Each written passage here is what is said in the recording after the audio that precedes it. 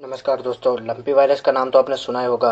हाँ, वही वायरस जो हमारी गायों को भयानक तरीके से जान ले रहा है। मैं सभी किसान भाइयों से निवेदन करना चाहता हूँ कि इस वायरस के प्रति बिल्कुल लापरवाही न बरतें, वरना परिणाम बहुत भयानक होगा।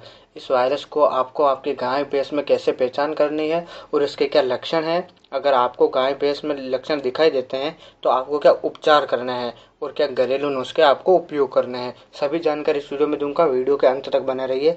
आप सभी का स्वागत करता हूं आपके अपने चैनल रियल टॉक पर सबसे पहले समझते हैं कि ये वायरस कहां से आया।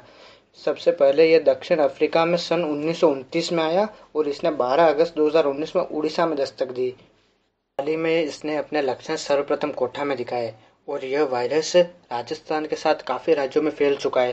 राजस्थान में इस वायरस ने 60,000 से भी ज़्यादा गायों की भयानक तरीके से जान ले चुका है। अब मैं आपको इस वायरस के लक्षण बताता हूँ।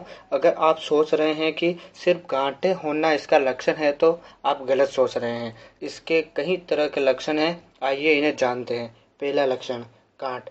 गाय के या भैंस के सर्वप्रथम छोटे छोटे गांठें होना चालू हो जाता है।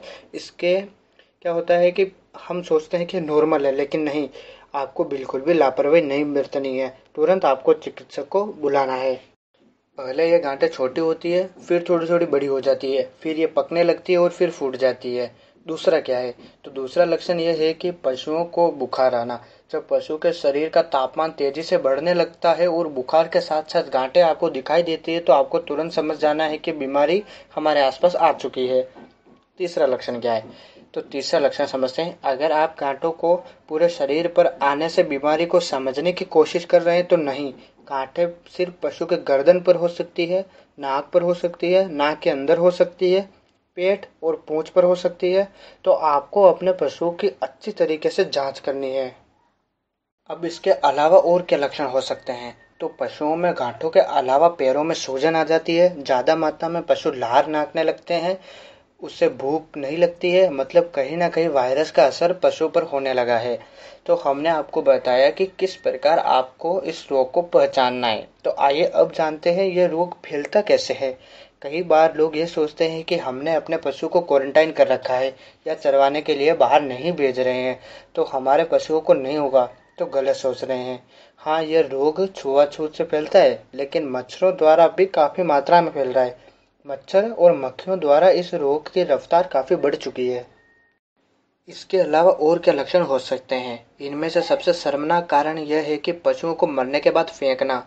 जी हाँ, एक बार अपने मन पर हाथ रखकर यह सोचिए कि जिस पशु ने हमें ज़िंदगी भर अपना पूरा बलिदान दिया, उसे मरने के बाद हम फेंक दें, क्या यही हमारी इंसानियत है? अगर अपने अंतर मन से आप ये सवाल पूछेंगे तो आपको ज़रूर जवाब मिलेगा। जब संक्रमित पशु को मरने के बाद फेंक देते हैं तो मच्छर और मक्खियों के द्वारा वह रोग पुनः पशुओं के पास पहुंच जाता है। अब जानते हैं इस भयानक रोग को कैसे रोकें, कैसे अपने पशुओं को इससे बचाएं। सबसे पहले पशुओं को क्वारंटाइन करें, घर पर रखें, चरवाने न भेजें।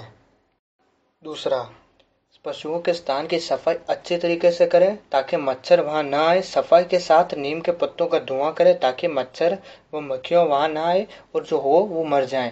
तुरंत संक्रमित पशु को स्वस्थ पशुओं से दूर करें और तुरंत पशु चिकित्सक को बुलाएं। मरे हुए पशु को ना फेंकें, उसे जमीन के अंदर दफना दें ताकि मच्छर व मक्खियों द्वारा वह ये रोग और न फैले।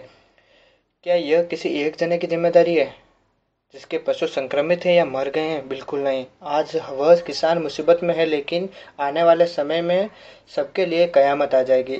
इसलिए यह हम सबकी जिम्मेदारी है कि किसी भी बिना मालिक के पशु अगर वह संक्रमित तरीके से मरा है तो उसे दफनाएं।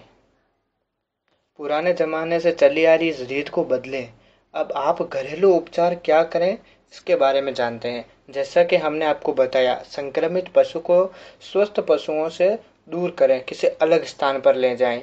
पशुओं के स्थान पर धुआं करें। अगर आपको लक्षण दिखाई दे तो खुद डॉक्टर ना बने और तुरंत चिकित्सक को बुलाएं। अगर चिकित्सक उपलब्ध नहीं है तो मेडिकल से राय लेकर टेबलेट ले आएं। सबसे ज़रूरी ख्याल यह आता है कि क्या यह मनुष्य को हो सकता है। तो जानिए कि अभी तक इसका कोई केस मनुष्य के संबंध में नहीं आया है। बहुत जन के मन में सवाल होगा कि इसका दूध पीने योग्य है। तो मैं आपको बता दूं कि हाँ, अगर आप दूध को उबाल कर पीते हैं या उपयोग में लेते हैं तो यह अवश्य ही योग्य है। आपके मन में कोई सवाल या सुझाव हो तो कमेंट बॉक्स में अवश्य बताएं। चैनल पर नए हो तो सब्सक्राइब करें और बेल आइकन को प्रेस करें। आपको यह जानकारी कैसी लगी ज़रूर बताएं। मिलते हैं अगले वीडियो में। धन्यवाद।